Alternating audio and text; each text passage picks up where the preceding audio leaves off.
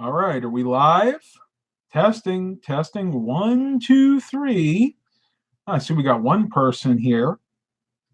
Well, not a planned live stream. And if it's Eric that's here, Eric, buddy, I totally apologize. I got wrapped up with doing some things around the house and I totally forgot to attend your stream, the last one today. So, Eric, buddy, I am so sorry about that. Totally my fault. Um, But what I'm here to talk about is something that I have been working on for the past 2 weeks, but did not tell you people out there, my YouTube subscriber base, and for a good reason. I wanted it to be a surprise, but I decided to go ahead and do this live stream the day before the big weigh-in. And yeah, you probably saw this in the thumbnail. This is what we call a visual aid. This is just a regular bathroom scale, nothing special about it, just a digital scale. As a matter of fact, I could tell you right now that I must have bought it from the thrift store, the CHKD, because you can see the price tag right there, $8.98. I never bothered taking it off. But the reason I want to do this live stream is I wanted to let you know that for the past 2 weeks, Mom and I have both been on a super, and I hate to use this word, but it's the only word that really fits what we're doing. A diet and exercise. What was the word that I used? Binge, I guess, would be a good word for it. But let me pull this up real quick.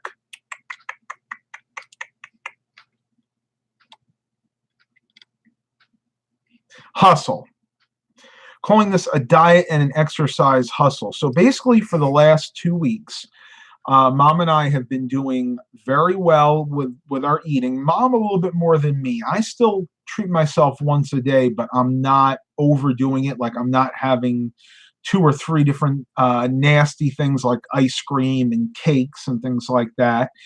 And number 2, we have been steadily working out more, making sure we get our steps in. Mom has been really good getting at least 10,000 steps in a day. I have been hitting closer to 15 or 20,000 steps every day, plus getting 2 to 3 bike rides in. So we're talking about 20,000 steps and maybe a total of about 10 miles with bike riding. And the reason that I did this was all combining to the finale that I'm hoping is going to happen tomorrow with the vlog. I'm going to start early in the morning when we first get up, after Mom and I have our bowel movements, because that's something you want to do first and foremost to make sure you get an accurate weight representation.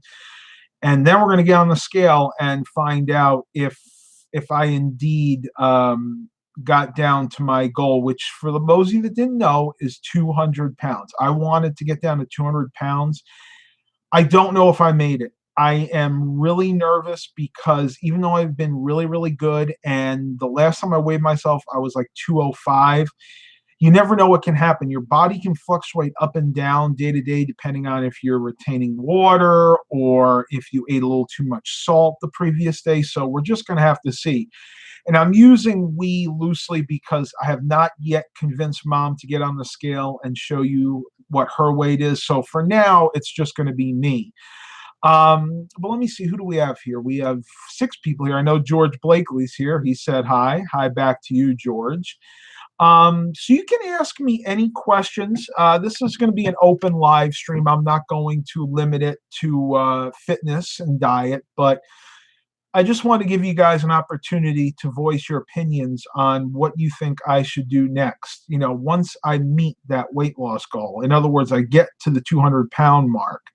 What would you guys and gals like to see me do next? Do you want to see me just try to maintain? Do you want to see me try to lose a little bit more, which I really don't want to do because for my height, and Retro Tech 100 is asking, how tall are you? I am 6 feet 2 inches tall, or 6'2".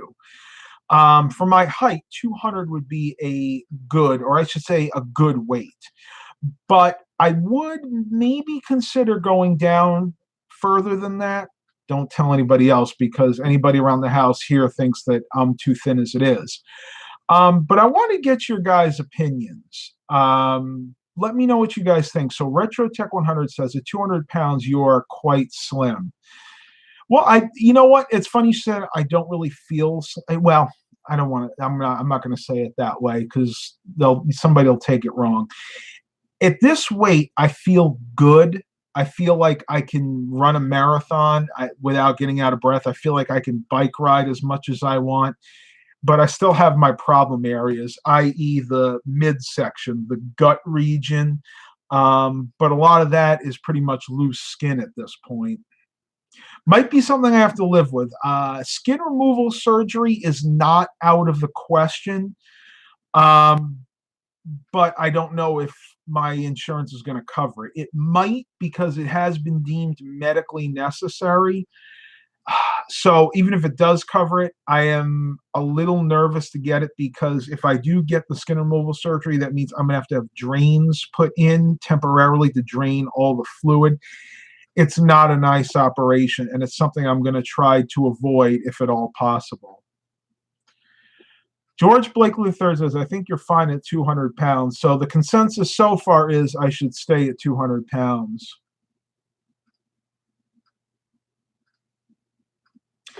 Retro Tech 100, for a lot of people, even with more weight loss, they would still have problem areas. That is true. I have to admit that. Most people have areas where they store fat. And for me, it was always in the midsection. So stomach area, chest, even the chest area, and then my lower stomach, like above the groin area. And you guys can kind of see, even if I sit down, I look thin, but I have what's called the muffin top a little bit, but a lot of that is just because I've lost so much weight. I have lost half my body weight over the last 3 years, because about 3 to 4 years ago, I was close to 400 pounds. Now I'm close to 200 pounds. So that is 50% weight loss right there. So just got to be a little on the careful side, because when you start to lose too much weight, then your body can start having other problems like kidney dysfunction, liver dysfunction. There are side effects to extreme weight loss. But if you're going to do it the way that I did, very slowly, because that gives your body a chance to adapt to those changes.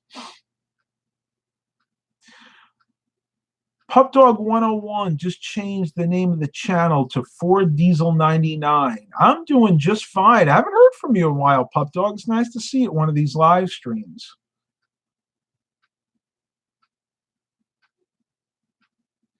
Retro Tech 100 says, loose skin is a small price to pay for being healthier. Well done, mate. Thank you. I agree. I absolutely agree. And you know what? That's really the only side effect that I have from my years of being morbidly obese. And I'm not going to sugarcoat it. I was morbidly obese for a good portion of my life. And I never want to get back to that point again. So I'm going to let you guys know right now that I've had my last meal for the night, and it was a hot cereal, farina, with a little bit of honey and a banana, and that is it. And I had that around 4 p.m. So I'm going to give my body a chance to work through everything that I've ingested over the day. So probably my next meal won't be until after the weigh-in. So we're talking, I'll probably weigh myself tomorrow between 7 and 8 a.m. and see what it says. So that'll be 12, 13, 14, 15 to 16 hours from now. So if I am, just for argument's sake, like 203, 204, I'll consider myself lucky. I'd like to be 200, but you know what? Sometimes it just doesn't work out that way. Eric says, sorry I'm late. I fell asleep on the couch. Well, that's okay. If you watch the first portion of this video, I apologize to you for missing your third day on the live stream. I just plumb forgot. I got busy with other projects, and I just forgot to tune in. So I'm sorry, Eric. But next time you do live stream, I promise I'll be there for as many as I possibly can. Ford Diesel 99. How is that Dodge Diesel? Do you think the old Ford could still be on the road? Oh, I know it is. The old Ford was traded into one of the local Ford dealerships, and they actually went and brought it right to a body shop, and they had all the rot cut out and replaced with new metal. And they've since resold it, so I can guarantee you that Ford is back on the road. Maybe not going to be as long for the world as a vehicle that was, spent its life in the South, but it's definitely still out there. As for the Dodge, the Dodge was an interesting story. We still have it for now. Over the past few weeks, we've actually had to do several things to it. We actually had to bring it over to our local Mako body shop because we needed to have the rear bumper, the rear driver side fender, and the rear driver side quarter panel repaired due to it starting to rot out. And my dad didn't even see the quarter panel when he brought it into Mako. They actually pointed that out. So we had all that done at Mako to the tune of well over 1G. I'm not going to give the exact amount because I don't think Dad would want me to do that. So that was all done, and it took them about a week, and they did a good job. I'm not complaining. I mean, Mako does a great job. So we went and picked it up. Dad drove it home, and on the way home, the brake pedal started getting really spongy, like it was sinking really quickly. Well, you guys could probably guess it was the master cylinder. And of course, it being a newer vehicle with ABS, he wasn't able to do the work himself here. He actually had to bring it to a local shop. So the master cylinder and the two ABS lines, brake lines, I should say the brake lines going to the ABS from the master cylinder also had to be replaced because they were rotted out. So that truck has had quite a bit of work done to it recently. And I say that we're only going to have it for now because we actually have it listed for sale. We have decided to sell the truck and the trailer because we're not going to be traveling, at least not like that anymore. So that's the update on that. It's really a shame because I would have liked to have taken the trailer out a few more times. I know Mom would have too, but it is what it is. We just can't do it anymore. WW Souls, I do miss the dollar food reviews, though. That's how I found your channel a few years ago, but it is much better to eat healthier. You said it, and that's pretty much why I don't do the Dollar Tree food reviews anymore, because the majority of the frozen foods are really high in fat, really high in salt, and really high in sugar. So I think we can put a few more of those in. I can probably scrounge up a few of the frozen food items that I'd be willing to try.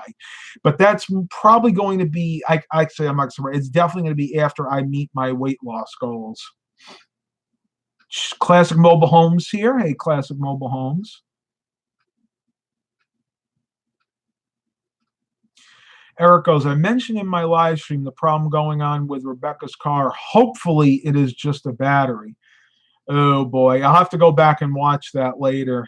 Yeah, I actually thought I had a battery issue with my Tahoe the other day. Mom and I were driving it, and I noticed that when I went to start it, it had a weak start, but it looked like the battery was charging because I actually have a volt indicator, a volt gauge on the dash, and that was reading like 13.9, 14 volts. So when I got it home, I opened the hood up, and luckily the only problem was it had corroded terminals. I cleaned the corrosion off the terminals. I even checked it with a multimeter. While it was running, it was charging at 13.9, so basically 14 volts. And when I turned it off and checked the battery was sitting at like at 12.3 volts. So luckily it was just corroded terminals. WW Souls, I just looked it up. The review of Larry the Cable Guy biscuits and gravy was the first video I watched, but I have seen mostly all of your videos since then. I like the variety. Well, thank you. I appreciate that. And that's what I've always called my channel. It's a variety channel, so you can get a little bit of everything. By the way, if you ever try those Larry the Cable Guy biscuits, don't expect much. My recommendation is avoid them like the plague. They were just nasty. They resembled like what a good thing, like either wallpaper paste. I mean, that's the best way to describe it. The gravy literally tasted like wallpaper paste. It had no flavor whatsoever. The biscuits were really spongy, and they weren't even moist. They were kind of dry in the middle and just spongy on the outside. Just overall, very unpleasant thing to eat. Eric goes, well, driving down the road, the service parking brake and traction control light were coming on, and it threw a code P062F, which is the transmission control module code. Interesting. I know that they can all be related. The traction control, the ABS, and the transmission control module. I remember watching a video on Scotty Kilmer's channel that said when you get that code, and it's the code for the transmission control module, sometimes it's not actually that code. It can be an issue in the ABS system or the brakes. And what it is, it throws the code falsely. So I'm praying, Eric, I hope that's what it is, because I know for the TCM module, that can be expensive and a little on the hard side to fix, depending on the vehicle. Oh, due to low battery voltage. Yeah.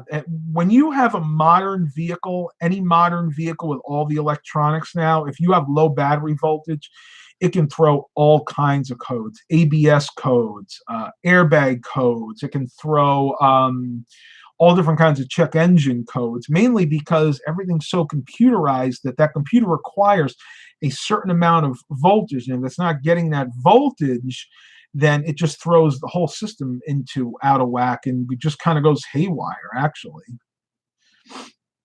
12 watchers, 8 likes. Awesome.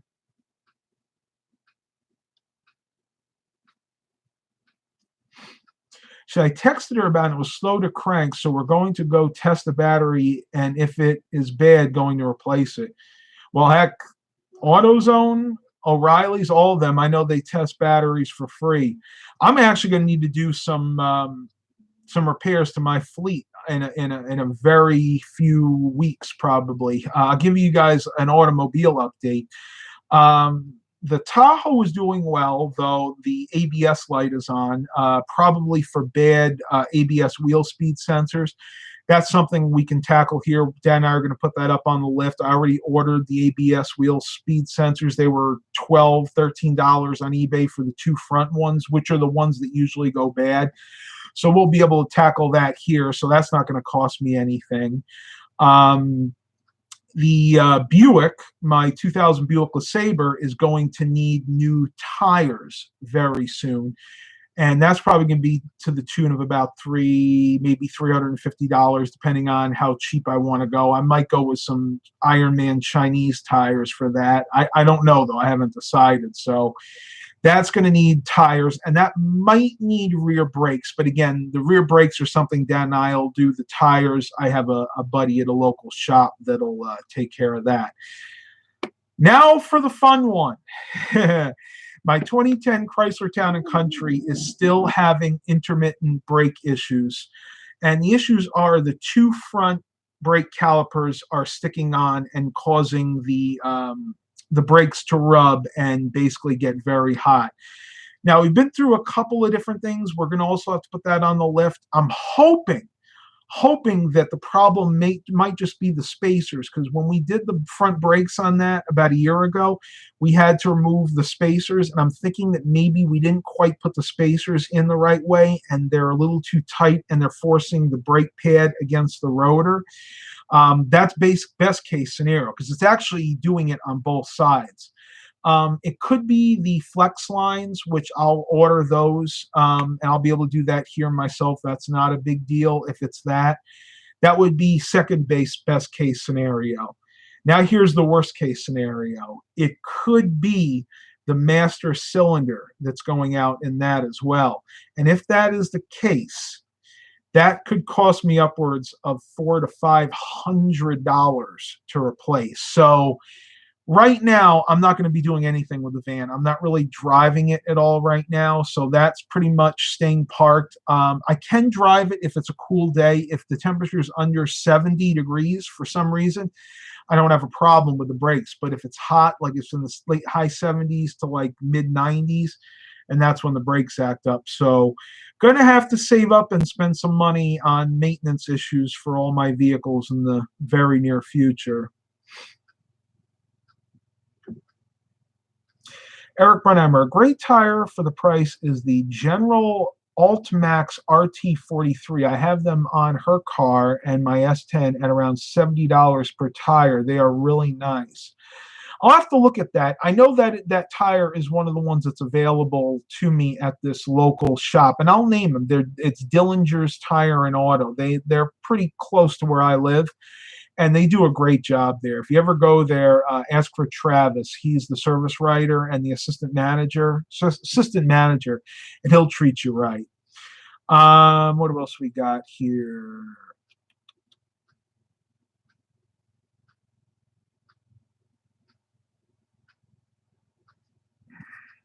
Classic mobile home. That is why I like the old cars and trucks from the 60s to the 70s.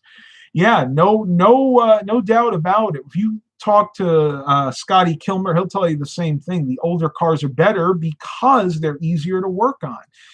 Being a mechanic nowadays is basically being a glorified technician, computer technician, because you have to have these couple $1,000 dealer level scan tools to be able to work on any modern car. It's absolutely ridiculous.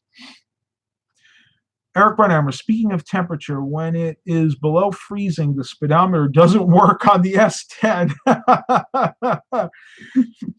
Well, it's an older vehicle. You got to give it permission to do that. I'll never forget. A very good friend of mine owned a 1981, 82 about Chevy Malibu station wagon.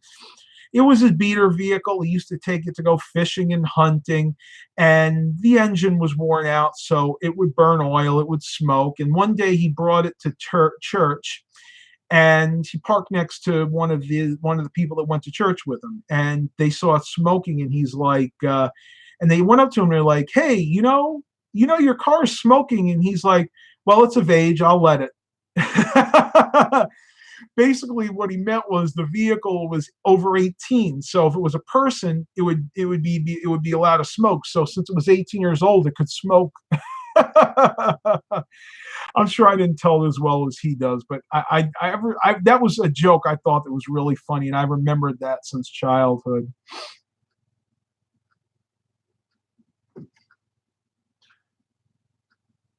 Okay, Adam Whitaker retracted his message for some reason. I'm sorry, I didn't get a chance to read that fully. Oh my goodness. Allergies again. I'm telling you, right before fall, I don't know about you guys, but right before fall, allergy season throws me for a loop. Always does. Brad Smith goes, "Hey, Matt, that was a good joke." I wouldn't be able to make one up like that myself, not without really thinking it out.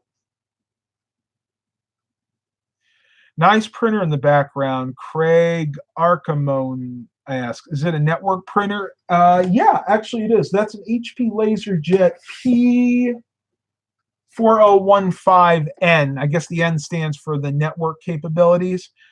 Funny story about that printer you're talking about. I've had that printer now for close to 10 years, and I bought that printer from a garage sale.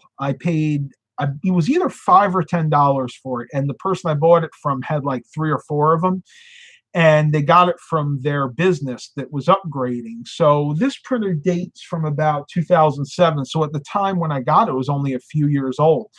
I got it with the toner cartridge having 18% left in it, basically 18% of the toner left. Do you know, after all these years, and I use this on a regular basis, I've never replaced the toner cartridge, and it still has 14% left in it. I will have to replace it eventually. Once it gets below 10, you'll get that low toner warning, and then the paper will start looking really faded. But I actually have another printer over there that I picked up recently that has a brand new toner cartridge in it. It's that one right over there. You can see it right there, and that's a newer HP laser jet.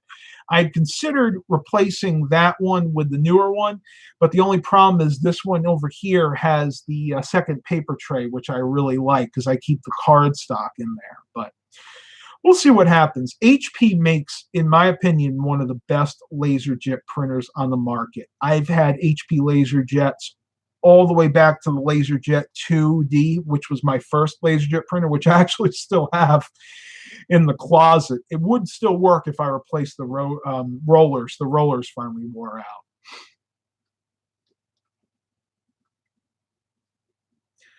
Adam Whitaker, the laptop from the OP shop or the secondhand shop, should I use the hard drive to a USB hard drive? I guess you're asking, should you use an internal hard drive or boot from like an external USB hard drive? If that's the question, always go with an internal hard drive. You can run a laptop off of an external USB drive, but it's going to be much slower. If you have the option, definitely use an internal hard drive. And even better than that, throw in an SSD if your budget allows.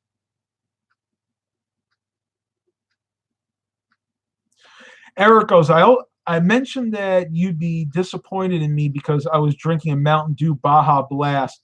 You want to know something funny, Eric? When I go to Taco Bell, that is my kryptonite. That is my weakness. I love the Mountain Dew Baja Blast. I don't like regular Mountain Dew, and I don't like all the other ones like Code Red, all those other weird ones that they put out. But I love the Baja Blast. That was one of my absolute favorites, and it still is to this day. And I let myself get it. I go to Taco Bell maybe 3 or 4 times a year, and every time I go, I get a medium one. So it's kind of a real treat for me. Amber Geiger got 10 years. Yeah, I saw that. I don't always follow up with current events, but Mom and Dad were watching. What was it today? I think it was yesterday, either this morning or yesterday morning. I can't remember which. And they were talking about that. Today and Good Morning America, they both had it on. Royal Farms had them in the 20 ounce. Really? See, I didn't even know you could get that outside of Taco Bell. Oh, don't tell me that. I'm going to really want to get some after this live stream. I tell you, I don't drink soda anymore, but that is the one soda I really love, and it really is my weakness. She kind of deserved it. Yeah, she kind of did, honestly. If you hadn't heard the story, I guess what had happened was she came home and went into the wrong apartment and basically took the life of the person that was in that apartment. And I don't know the whole story about it, so I can't really talk in great detail about it. But yeah, in hindsight being 2020, she probably should have known better. MB just scored an HP Z230 workstation from work and loaded 10 terabytes worth of hard drives into it. Oh my gosh. Will be my backup beast for at home, I think. I don't think I could ever fill up a 10 terabyte hard drive. That's a lot of storage, 10 terabytes worth. So it's probably maybe 2 terabytes or 2 4s and a 2, something like that. One thing I want to update you guys on.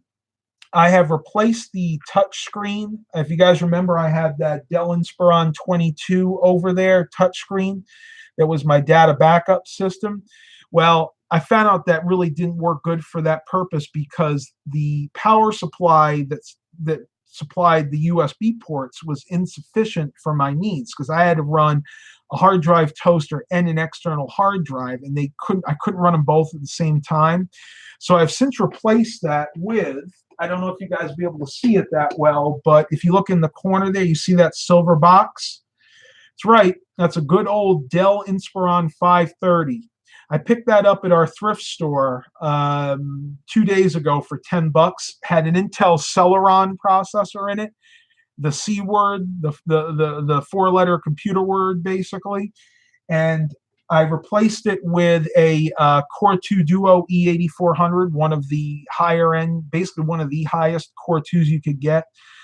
Put in 8 gigs of DDR2 memory and a 1 terabyte conventional hard drive, and that thing works great. The only upgrade that I'm going to consider doing to that in the future is maybe putting in a USB 3 card, because that only has USB 2.0 support.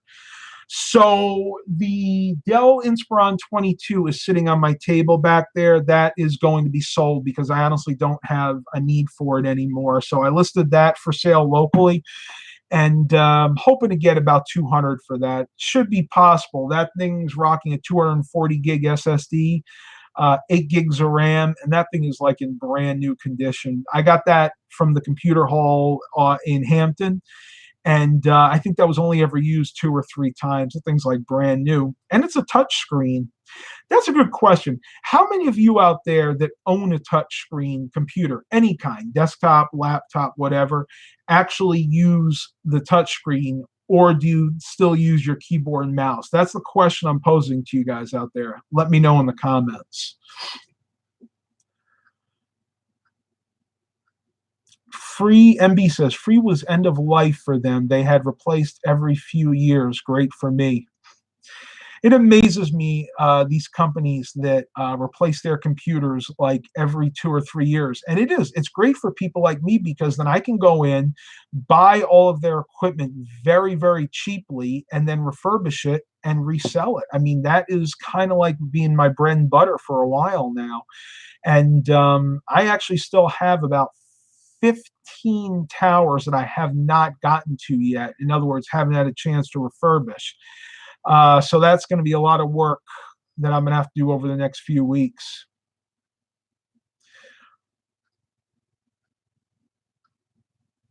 Eric goes, oh yeah, do you want the whole Optiplex 755 that has the Q6600 in it, or just the Q6600?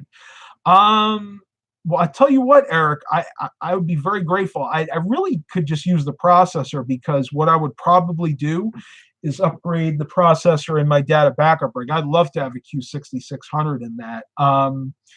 Just let me know what I owe you for shipping. And yeah, definitely, I would really appreciate that. Okay, awesome computers. I use the touchscreen sometimes on my old Acer Aspire R14 laptop. So sometimes, but not all the time. Scott Keeley goes, I like it, but rather not use it. Too afraid to push too hard and crack the screen, but it is a nice backup. Yeah, I have to agree with that statement. I don't usually worry about breaking the screen. I just find it awkward to use the touchscreen, mainly because it hurts my hand. As much as I use a computer, if I was to use a touchscreen instead of a mouse, I'd be doing this the whole time, and that would put a lot of strain on my bicep, put a lot of strain on my wrist. I just don't find it very comfortable. Then, of course, the other side of that is fingerprints. Most touchscreen systems, with very few exceptions, have glossy screens. So if you're like me and you have to use lotion all the time because you have dry skin, then you're putting fingerprints on that screen. So I just don't really find them all that convenient, let's say. Awesome computers. I prefer mouse and keyboard, especially for gaming. There you go. Another person that's not a big, huge touchscreen fan. But his mom's hooked on the touchscreen, probably for ease of use.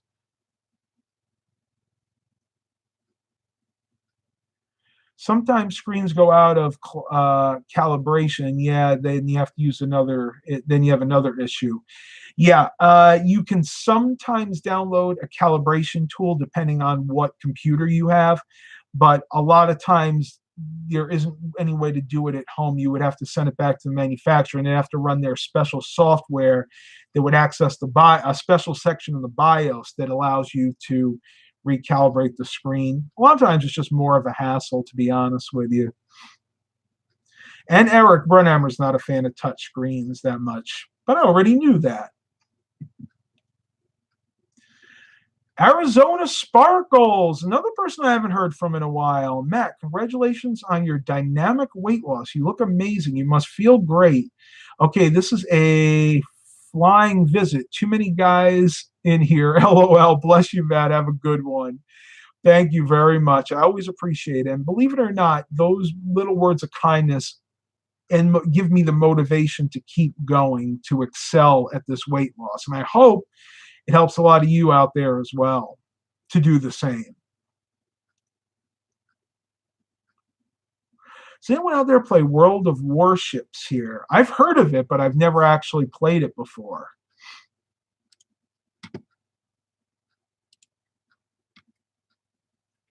Arizona Sparkles, you're welcome, little brother. Oh, that's sweet. Jay's 2 cents does. Oh, there you go. We got 11 people here, 13 likes. I think we had about 15 people here at the peak. It's not bad, again, for an unannounced unannounced live stream. Okay, so I got to interject here and talk a little bit about the weather. I've wanted to get a bike ride in today, but do you know the weather has been brutal. They had said a high of 93 today, which in and of itself is pretty hot. But when Mom and I were out walking the mall, we got out and we're like, feels a little hotter than that. And this was probably around 12:30, 1 o'clock. So I didn't look at the time, but I did look at the temperature and a gauge in the Lincoln Town Car. 98 degrees. Yeah, it got to 98 degrees today. So the break is coming tomorrow, and I'm going to go ahead and pull up the 13 News weather here and tell you guys exactly what we're going to be looking forward to. But I think this is it. I think this is the last of Indian summer, and we are about to see fall come in with a bang. Tomorrow, it's going to be a little on the warm side, a high of 78. But then Saturday, a high of 68. And then Sunday and Monday is going to get a little bit warm again, high of 77 and 79. So a little bit of a warm up, nothing too crazy, nothing I can't handle. And then Tuesday, Wednesday, and Thursday of next week, high of 70 and a low of 59. So that is going to be awesome. I think we've finally seen the end of Indian summer, and fall is here to stay. That's great news because I want to get on my bike, and to be on my bike now for any length of time, I completely sweat through a shirt. Lost Computers asked, do you think you will hit 100,000 subs? No, that would be awesome. If I hit 100K, then I would get my bronze play button, I think it is. Honestly, it's up to you out there, my audience. If you like what I'm doing and you really enjoy the content, then 2 things you need to do for me. 1, like and subscribe. 2, enable that bell icon next to the subscribe button. That'll give you notifications as soon as I upload a video or go live. And 3, tell your friends about me. You know, word of mouth is still the best way to spread a business or a YouTube channel, whatever. And 4, super chats. Now, super chats, they allow me to make better content. I can put that money towards buying better filming equipment. Right now, I'm actively looking at getting a better webcam for the live streams. A lot of you have told me that this webcam is starting to get a little outdated, and it is. It's the Logitech C920. The latest one I'm looking at is the 920 Stream, which will allow me to stream the live streams at 60 frames per second instead of 30. So again, I don't solicit money. I don't ever want to do that. The way I look at super chats is it's a tip. If you like what I'm doing, you leave a tip. Just like if your waitress or waiter, your server gave you good service, you leave them a tip. It's basically how it works. Eric goes, our high was actually at midnight, which was 79, and dropped quickly. It has been in the mid-60s all day and rainy. Boy, you know what? I would take a little bit of rain in the mid-60s over what we have now, especially if it's a light rain, because if it's a light rain, then I can still bike ride. I could put on my high visibility jacket, which is waterproof. I can keep my cell phone in my pocket, in my case. My Galaxy S9 Plus is already waterproof, so I would take that over what we have any day. Brad Smith, here in Michigan, we've started, I'm assuming, fall right now, and I am talking weather. Yeah, you know what? I really would like to visit Michigan sometime. I know you guys get some killer winters. I'm really into winter sports now that I can actually do winter sports. Awesome Computers asks, what can I do with an AMD Phenom 2 laptop at 3 gigahertz? It's actually a pretty good system. That's pretty capable computer. If it's a Phenom 2, then it probably is using DDR2 memory, probably SODIMMs. You could probably bump that up to at least 8 gigs. Maybe put in an SSD. Oh, wait a minute.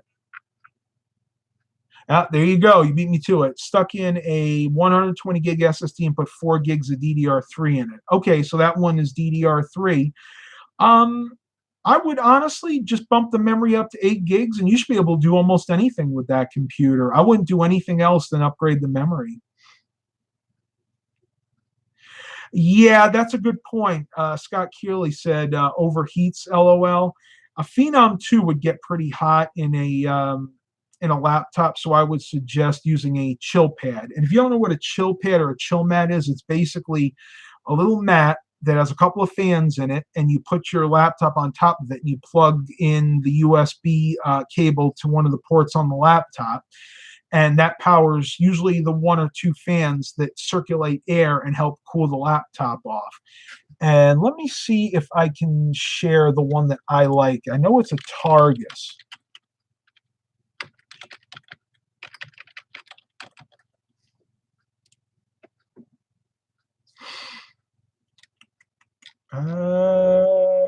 Is that the one? Here it is. I'm going to share an eBay listing with you, Awesome Computers. This is the chill mat or the chill pad that I would recommend.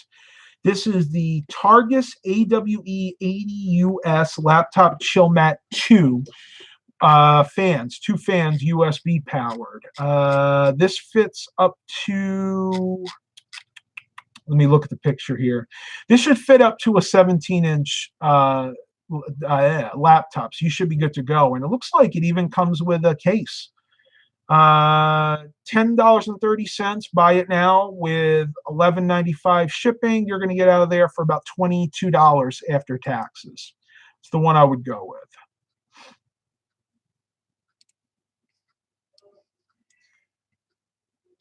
Scott Keeley goes, I use this and it works well. Let me look that up. Oh, okay. This is a air blower that fits over the exhaust fan on the on your laptop. That would be a really good thing to have if your laptop is so equipped. Some laptops don't actually have an exhaust vent on the side.